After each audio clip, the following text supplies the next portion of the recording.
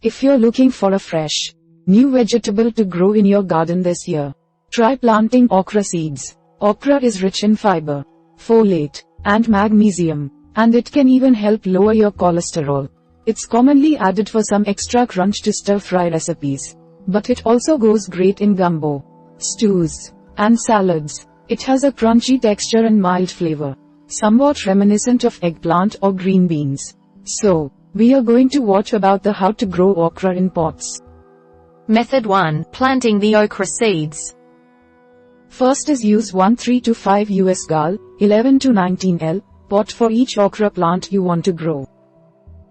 Ideally, choose a pot that is at least 12 inches, 30 centimeters, deep so it can accommodate the okra's roots. You could use ceramic, concrete, cement, clay, or even plastic containers. Just make sure there are holes in the bottom for drainage. Okra thrives in the heat, so choose a black heat-absorbing pot if you can. Step 2. Opt for dwarf okra seeds so your plants won't outgrow the pots. Non-dwarf varieties can grow to be 6 feet, 72 in, or higher, and their roots wouldn't have enough room to spread in a container. Dwarf okra shouldn't exceed 3 to 4 feet, 36 to 48 in. When buying seeds, look for these varieties of dwarf okra: Baby Bubba, Bloody, Burgundy, Cajun Jewel, Emerald, Lee, Prelude. Step 3. Plant your seeds once the temperatures are consistently above 55 degrees Fahrenheit, 13 degrees Celsius. Okra is not frost resistant and it won't grow if it gets too cold. Wait 1 to 2 weeks after the last frost to ensure the temperature won't dip down below 50 degrees Fahrenheit, 10 degrees Celsius. Again, if you live in USDA growing zones 9-11, you can usually grow okra all year long. Step 4. Bury 2 to 3 seeds about 1 inch, 2.5 centimeters deep in well-draining potting soil. Okra does best in sandy or loamy soil, so look for a vegetable-specific variety at your local garden supply store.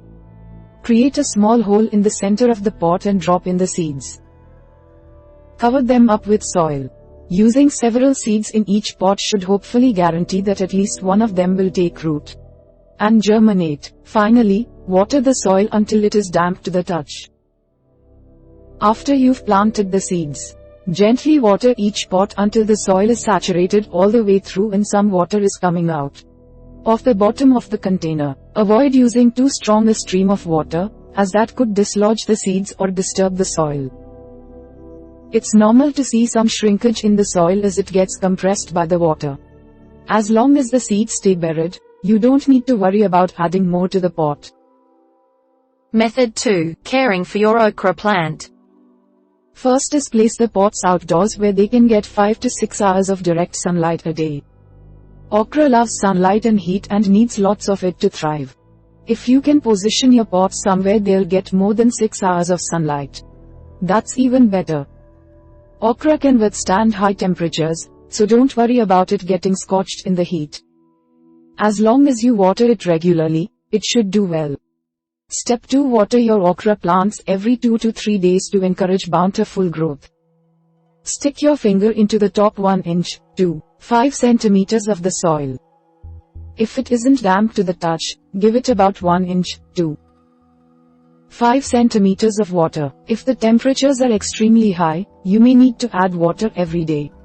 For a 3 to 5 US gal, 11 to 19 L, pot, 1 inch, 5 centimeters would equal about 8 cups, 9 L, of water. While you want the soil to be damp, you don't want it to get muddy.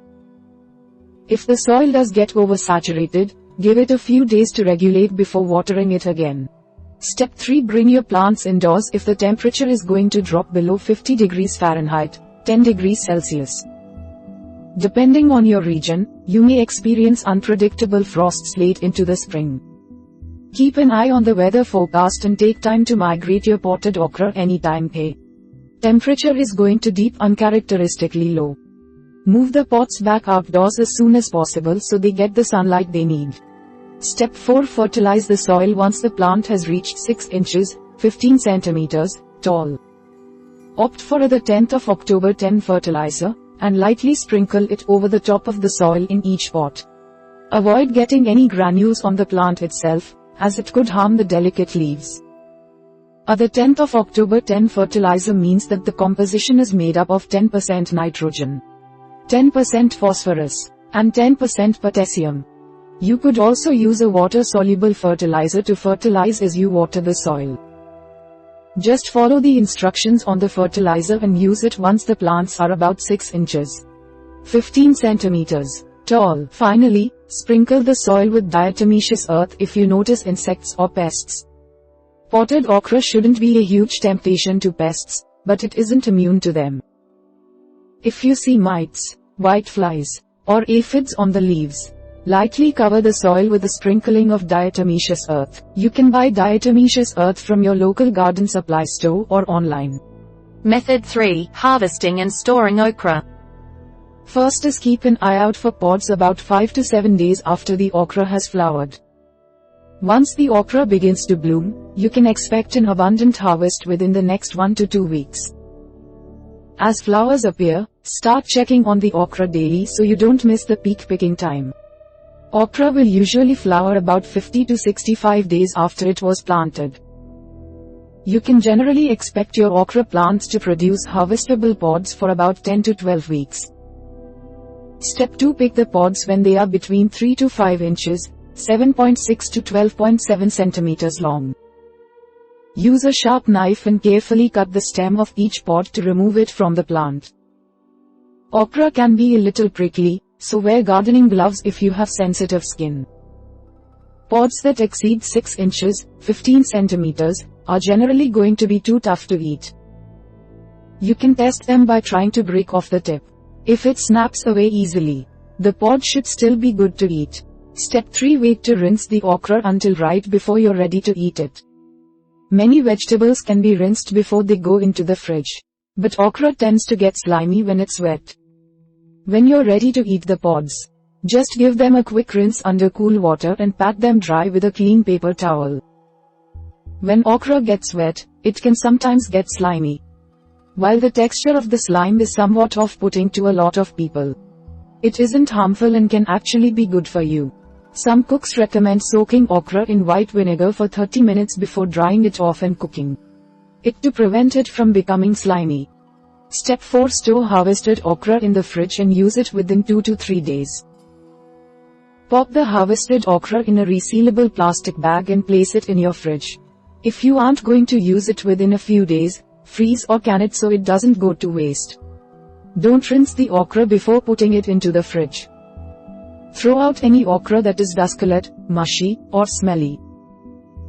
Finally, blanch and freeze okra.